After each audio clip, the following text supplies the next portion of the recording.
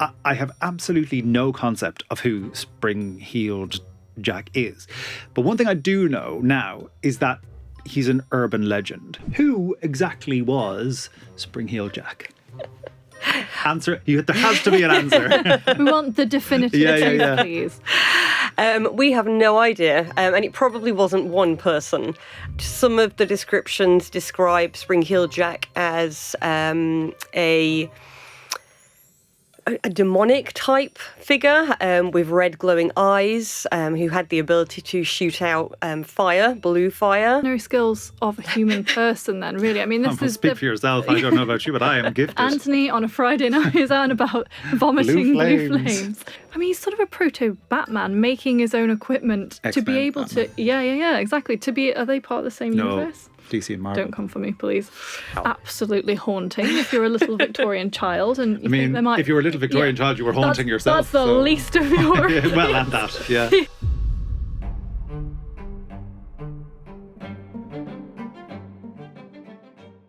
Hello and welcome to After Dark. I'm Anthony. And I'm Maddy. And today we are talking about an urban legend that took hold in the Victorian era. It's all got to do with Spring-Heeled Jack. And if you don't know who that is, then don't worry, because Maddy is about to set the scene. In the eastern fringes of London, where the gas lamps mingle with the glowworm's light, there was a lane. Some way down that lane there was a cottage. And in that cottage there lived the Alsop family. At 9 p.m. on the evening of the 20th of February 1838, the bell pull on the garden gate jangled, as though someone or something was making their way up the little path to the front door. Inside, 18-year-old Jane Alsop heard the sound. She got up, walked towards the door, opening it to find nothing. She looked about, puzzled, before her eyes fell on something extraordinary. She froze, blood pumping loudly in her ears. There, in the garden, was a figure. She stared at it for a moment, jumping when a voice emanated from it, barking, "I'm a policeman! For God's sake, bring me a light, for we have caught Spring-Heeled Jack here in the lane." Jane's eyes widened. Could Spring-Heeled Jack, the ghoul every Londoner feared, really be in the lane outside her home? She rushed inside for a candle. But as she approached the figure at the gate, her hand outstretched as she offered up the flame, she realised that something was wrong. Still shrouded in the darkness, the person, the thing, before her drew back its cloak, and in the flickering light, Jane saw a terrible sight. A man with eyes red as fire, dressed in tight white oilskins, with horns growing from his head. As Jane stared, the monster's mouth grinned open, and blue flames came vomiting forth. He leapt onto Jane. Screaming, she managed to escape and ran back towards the front door. But he was on her again, tearing at her clothes with what seemed to be claws rather than fingers. Jane's sisters appeared in the door as he tore clumps of hair from her head. Bravely, they grabbed hold of her, pulling her inside, slamming the door in the attacker's face. As the family yelled for help, and the police, from an upstairs window, the demon below pounded furiously at their door. Then, all at once, he was gone, disappearing with unearthly speed across the fields, swallowed back into the darkness from which he had emerged. So you find yourself back in After Dark Towers, and we're glad that you've joined us today. We are going to be talking about one of the most requested, we say that a lot, but this really is one of the most requested topics. I get DMs about this once a week, at least. I get DMs about this once a year. No, more regularly than that. But wow, this is a good start. Yeah, honestly, it is quite requested. And this was also Steve, who's head of podcasts at History Hits. One of his first things he said when we were talking about After Dark was, you have to do Spring-Heeled Jack. So, Steve, we're doing it today. It's actually happening. Now, only to keep us in a job. Yeah, we need this podcast. If you're listening, Steve, please. So, to the Victorians, Spring-Heeled Jack's name held terror and fascination. He stalked the streets of London and beyond throughout the 19th century and became a staple of the penny dreadful press. We've done some previous spooky Victorian stories. We've done plenty of previous spooky Victorian stories. And there are more to come. There are. The Hammersmith Ghost, for instance, the Red Barn Mystery. But to help us tell this particular legend, we are joined by a regular guest on After Dark. It's Ceri Houlbrook. And Ceri is a lecturer in history and folklore at the University of Hertfordshire. She has a brand new book coming out in September, and it's called Folklore, A Journey Through the Past and Present, which is written with Owen Davies. Ceri, thank you for coming back to After Dark. Thank you very much for having me. I'm always happy to talk folklore. Now, this one is an interesting one because we often talk about what we know and what we don't know coming into these episodes. And, often if we cover some Irish mythology or Irish folklore, I'm just like, I haven't heard about this before. Well, this is one I had not heard about previously. Somebody said, we're doing Spring-Heeled Jack. And I went, I have absolutely no concept of who Spring-Heeled Jack is. But one thing I do know now is that he's an urban legend. What exactly is an urban legend, and how, if it does it differ from folklore? So urban legends are a kind of subcategory in folklore. I see. So they're legends, they're stories that are circulated like rumours, but told as truth. So they're told in a way that's meant to be believed, set in real places, often with real people, and it's meant to have happened recently. So urban legend's a bit of a misnomer. It doesn't have to take place in an urban setting. It doesn't have to be a city.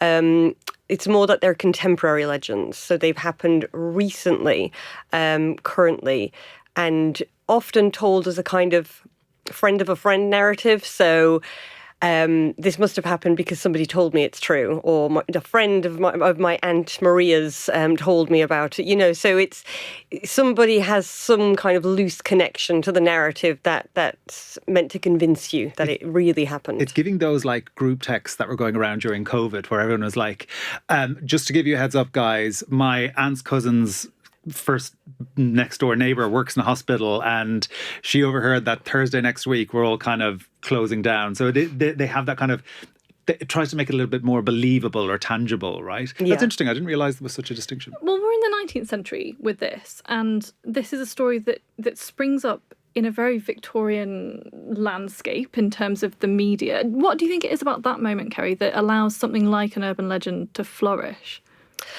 I think it's the amount of literacy at the time, more and more people able to read newspapers, more and more newspapers printing things like this, a greater interest, and then obviously the penny dreadfuls really kind of gave it life. So just for listeners who don't know what a penny dreadful is, what the penny dreadful was, can you just give us a little bit of a sense of that? Because it's a really 19th century phenomenon, isn't it? And it lasts a long time. It really endures in terms of popular culture. Yeah, I guess a modern equivalent is the comic book. So it's, they were cheap publications that were intended for children, but they were just incredibly popular, and they really drew on tales of horror, gruesome tales, adventure. They were meant to be fun. And really appeal to a kind of, I guess, a macabre sense of fun, which really characterises a lot of Victorian popular culture, I suppose. But this was kind of cheap, mass-produced, and aimed at the working classes and the children. It's interesting you say it's aimed at the working classes, because one of the things we know from our Dickens, for example, is the experience of working class London at this time. It's changing. It's an urban landscape that is changing rapidly. There's poverty, there's crowding. There's, I suppose, a kind of oral storytelling within that tradition mixed in with the new print media and these different forms. Do you think that Spring-Heeled Jack is a story that thrives in those communities rather than in more middling or elite communities? Or is this a story that permeates all of those and transcends class? I think it transcended class. I think everybody was interested. But it's interesting that, especially at the start, it was working class women usually who were attacked, or who, the stories said were attacked. And, as you say, these were overcrowded areas, a lot of slums, a lot of poverty, a lot of anxiety around strangers in cities and these kind of shifting populations, and how safe it was to be a working class middle-class woman kind of walking the streets. So I think that's why I don't know, spoke to something of people's kind of lived realities, really, in Victorian London at the time. But I think the thrill of it probably appealed to people from all classes. So let's get to the heart of the man slash beast slash being himself. Who exactly was Spring-Heeled Jack? Answer. There has to be an answer. We want the definitive truth, please. We have no idea, and it probably wasn't one person. So, I mean, there were decades of sightings, kind of stretching from the 1820s up to the early 1900s. So there were probably lots of copycats. That's unlikely to be one human person, isn't it? Yeah. In terms of who people thought it was at the time, there was really, I mean, nobody knew. There were so many different stories, lots of common traits that we see getting repeated, particularly as the stories were printed in newspapers. But some of the descriptions describe Spring-Heeled Jack as a demonic type figure with red glowing eyes, who had the ability to shoot out fire, blue fire. Not the ordinary skills of a human person, then, really. I mean, this is speak for yourself. I don't know about you, but I am gifted. Anthony on a Friday night is out and about vomiting blue flames. Is this a being that is meant to be part human, part demon? Is this someone who can sort of turn that part of themselves on and off? Or is this a sort of Jekyll and Hyde type situation? He's an X-Men. He's a mutant. Well, it doesn't exist, but if he existed, he's like a mutant. But yeah, what is it? It's demonic. It's a person. It's a caricature. All of the above. Yeah, absolutely. All of the above. I mean, he also had metallic claws, so kind of a precursor to Wolverine, really. Absolutely. Sometimes it's kind of a masked, cloaked figure. It's so many different descriptions, and it's really hard to understand whether they saw him as like a supernatural entity or a human who maybe could transform. A lot of confusing, contradictory accounts, but also a lot of feeding off the newspaper reports as well. And you say, Ceri, that the first sightings, the first reports of this creature, whatever it is, appear in the 1820s, and certainly by the 1830s it's really started to take off. As a folklorist, I know that you are interested in tracing the ways in which these stories mutate. Are we able to get to ground zero of when Spring-Heeled Jack first appears, or is this something that exists in a kind of murky past that we'll never be able to access?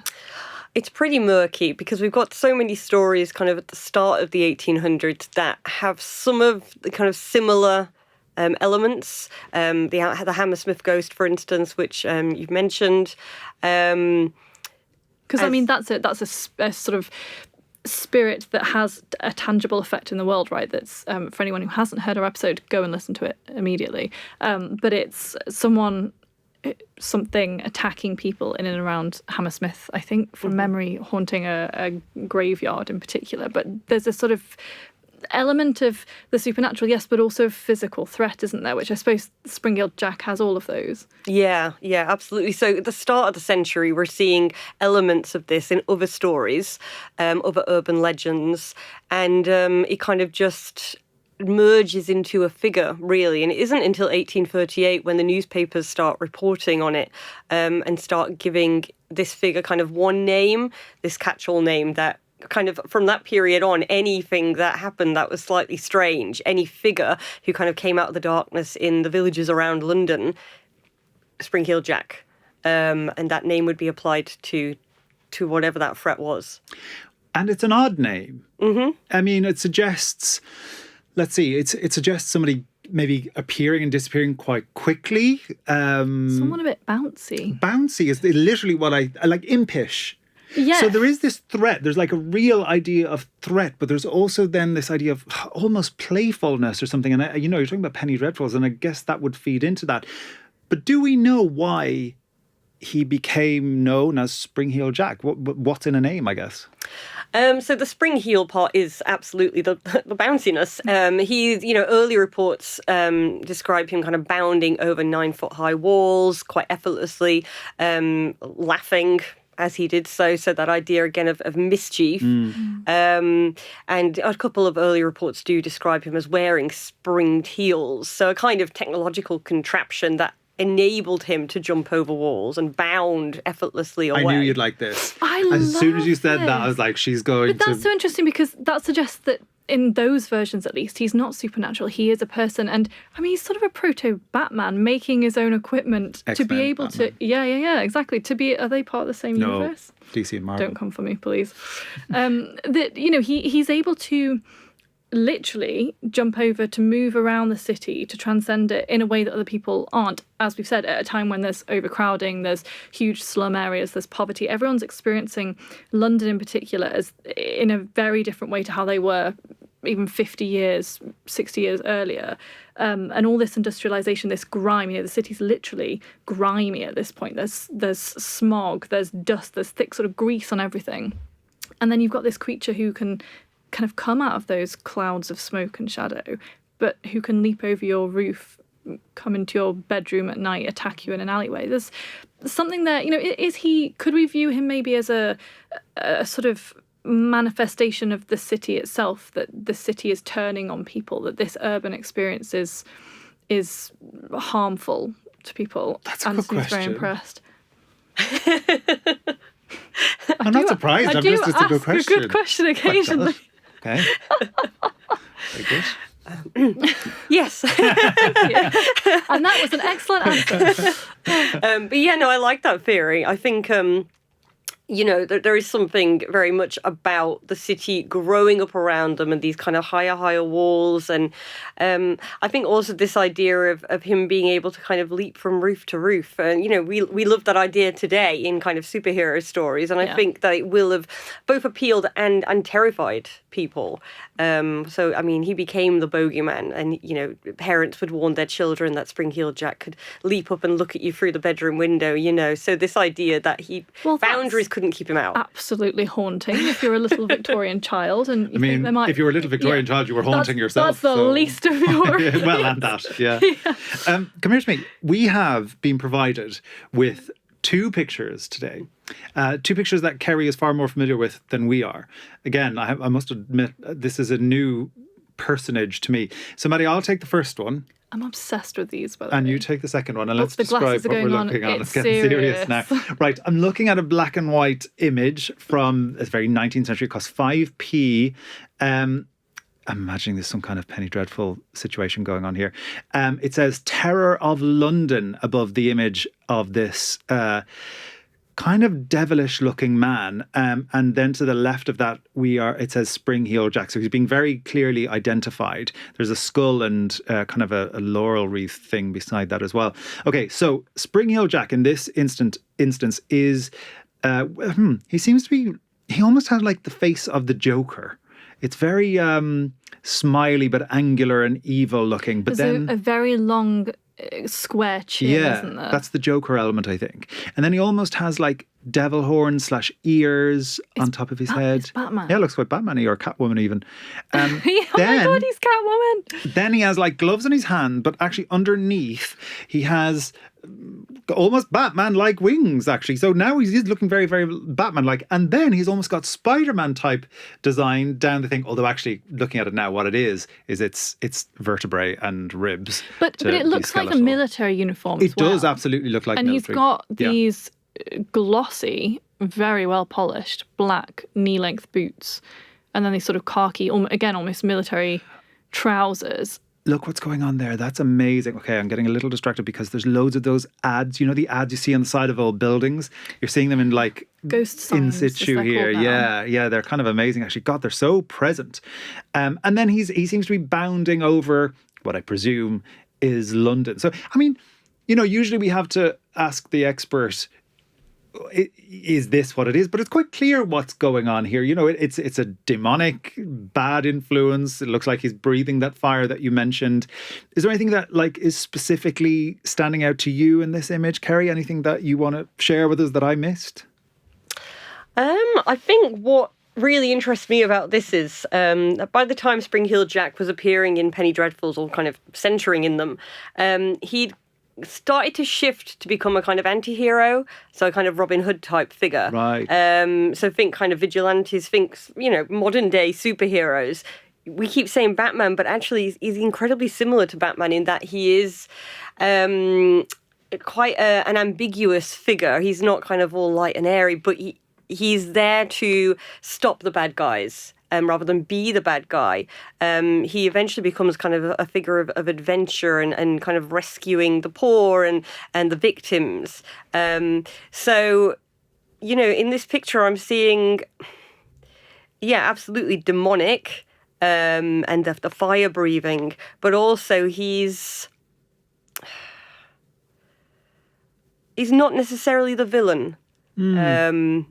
I love that. And again, it kind of comes back to this idea of him, I suppose, being tied to the city, that he's of the city and he becomes for the city as well. And in a really similar way that Batman does, right? That he's tied to place and the change and the sort of societal struggles that are going on. And I love the idea that he's threatening to begin with, and then, as you say, Ceri, that he becomes this kind of anti-hero or folk hero. That's so fascinating. And that he's, we heard in the introduction that he is literally attacking people in almost up to the door of their home, that he's trying to get in. And it's so interesting that he can't transcend that boundary, actually, and he doesn't get through the door. But then later on he becomes, I don't know if this is fair, Ceri, a sort of maybe a protector of those same streets. That's so interesting. And do you think, I'm really doubling down on he is the manifestation of the city theory here, but is there a sense by the early 1900s, the later versions that we get of him, that he has somehow, that people have become more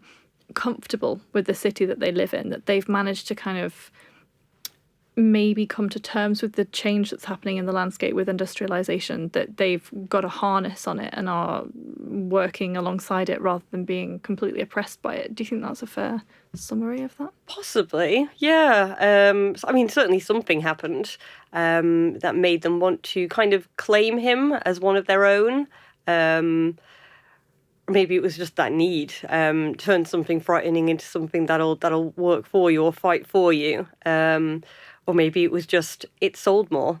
So it was a purely commercial reason. But yeah, this is such a period of change.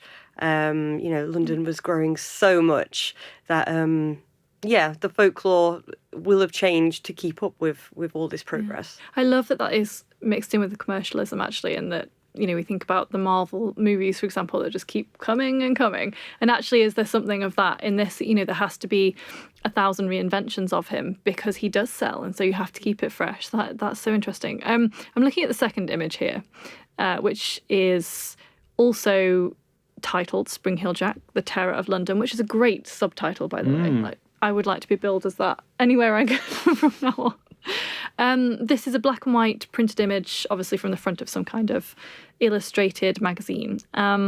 This scene is a little bit more gothic, and it's less playful and darker, I would say. It's taking place at night. It's a sort of moonscape over the rooftops of the city of London, and standing on one rooftop is Spring-Heeled Jack, and he has shoved what looks to be a male victim down the chimney. This guy's head and arms are inside the chimney.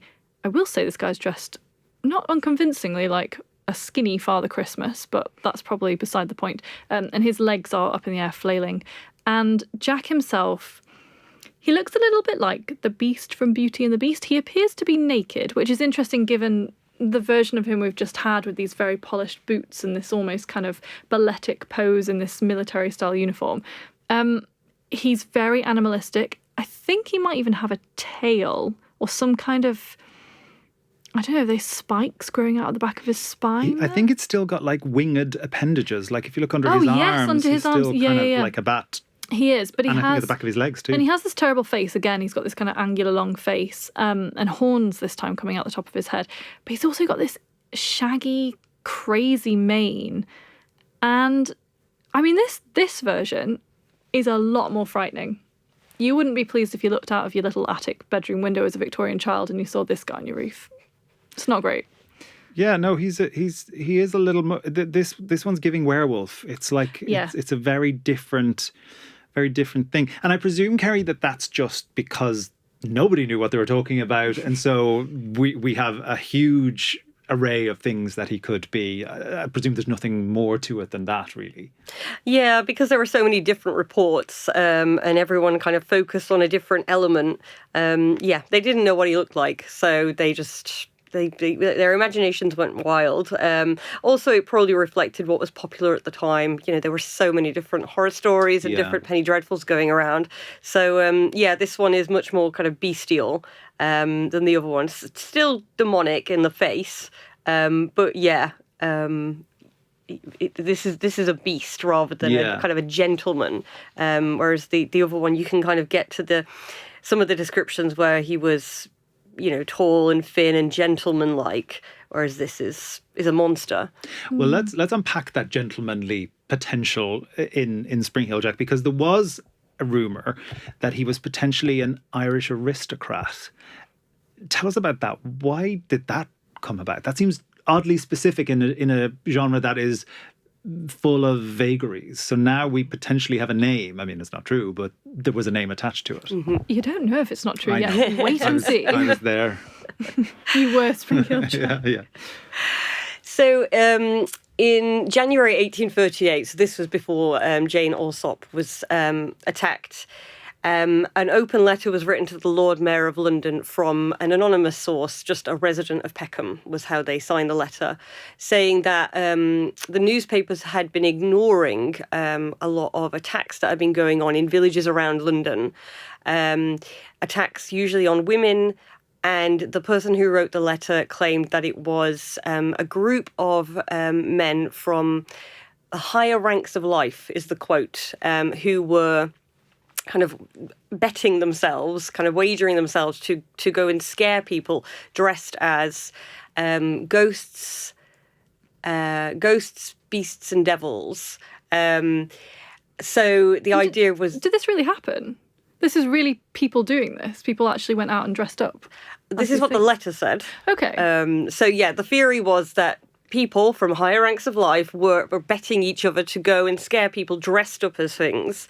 And after that, a servant boy reported seeing Spring Heel Jack wearing a cloak with a family crest with a W on it.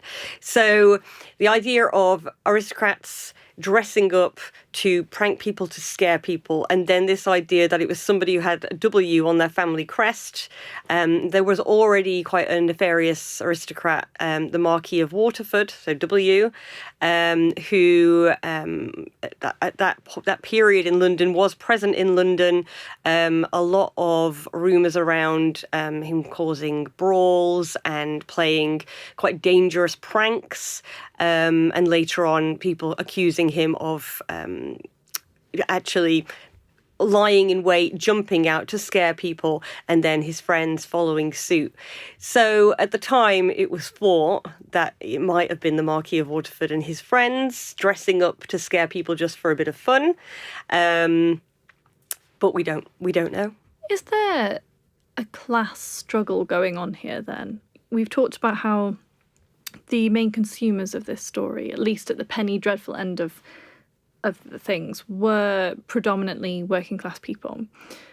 And now we have a figure, someone privileged, someone with power, someone with money in the city who's playing pranks on people, dangerous pranks. And, you know, a lot of the attacks, real life attacks that are reported and then linked to Spring Heel Jack, and, you know, there's a sort of murk around some of those linkages and, you know, whether or not the original victims of those attacks are claiming that it's Spring Heel Jack, we'll probably never know in most instances. But is there a sense that aristocrats are dangerous, that they are somehow to blame here? It just seems too good to be true that would be the kind of figure who would be brought out as potentially being Spring Heel Jack.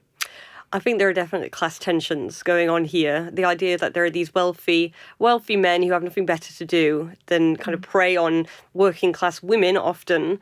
And we know that they did, you know, there is evidence of that. So I think, definitely class tensions. And whether or not he was Spring-Heeled Jack, we do know that he did do some dangerous things.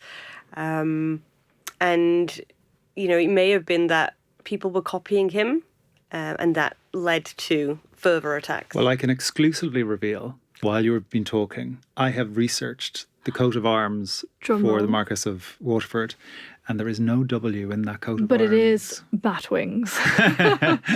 So we can exclusively exonerate Henry de Beresford, the third Marquess of Waterford. You heard it here, folks. On After Dark. He was not, well, he at least was not that particular night seen. But I wonder, it's just interesting that, like, the W, I mean, nobody at this time has a letter in their coat of arms. It would be the most bizarre thing. But then you're talking about that class element, and maybe the literacy element is coming in there too, and saying, well, there was a W because Waterford. It's also interesting that he's an Irish aristocrat and blah blah blah. But it's an interesting way of inventing, I suppose, and that's what Spring-Heeled Jack is letting people do. It's letting people invent and create for good and bad, I suppose. Tell me this, Ceri, is there an effort to try and catch him at any point? Because we've got people who are sort of wallowing in the fear and the pleasure of the stories themselves, but then you've also got these real attacks out on the street, and people are pointing fingers at an actual person as the culprit, potentially. What do the police do about this? I mean, I think there are attempts. The fact that Jane Alsop believed that there was a police officer saying, we've caught him in her garden. I think there will have been attempts, but I don't think... I don't feel like they tried to trap him and lure him somewhere, but they might have done. I'm not sure. There's something so insidious, isn't there, in the story we heard at the beginning about Jane Alsop, that she thinks she's speaking at first in the dark to a policeman. Someone, the police are a relatively new force in the 19th century. They do have their roots in the 18th century, but police, as we understand them today, really take form in the 19th century. And they are put out onto the streets as people that you can trust. They are there to protect your community.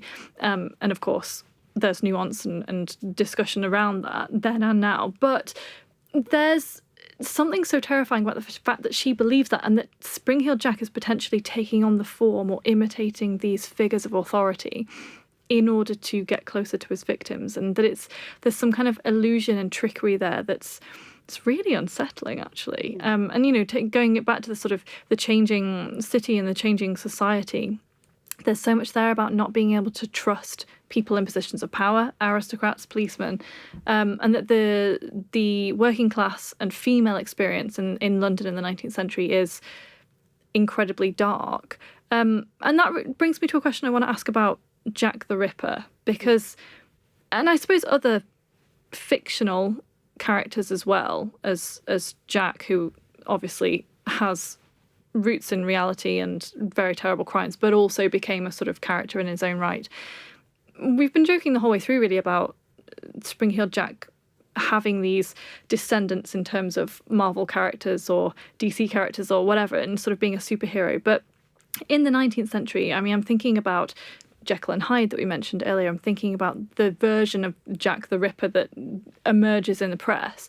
And also characters like Sweeney Todd. Are these all born from Spring-Heeled Jack? Because we know that he first appears in stories really early on in the 1820s and 30s, which is, I believe, predates all of those versions. So is he the origin point of these kinds of horror figures that are moving with discretion and skill through the urban landscape and targeting specific victims? Or is he just one in a slew of stories that we tell forever?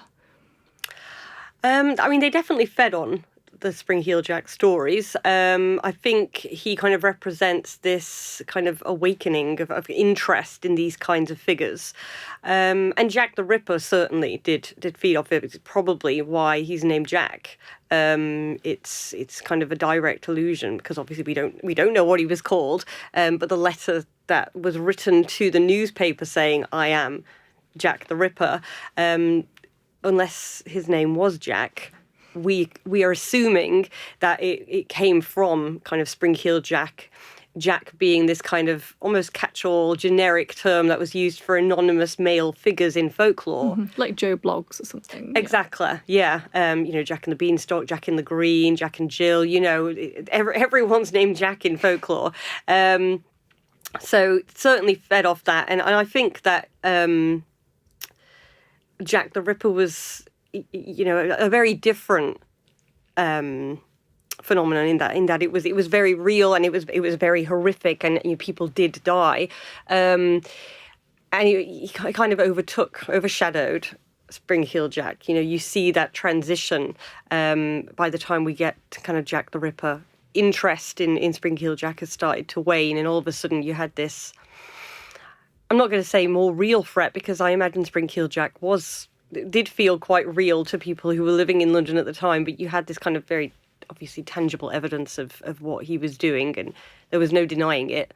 But yeah, I think a lot of the ideas about what these later Gothic, horrific figures were probably did stem from Spring-Heeled Jack.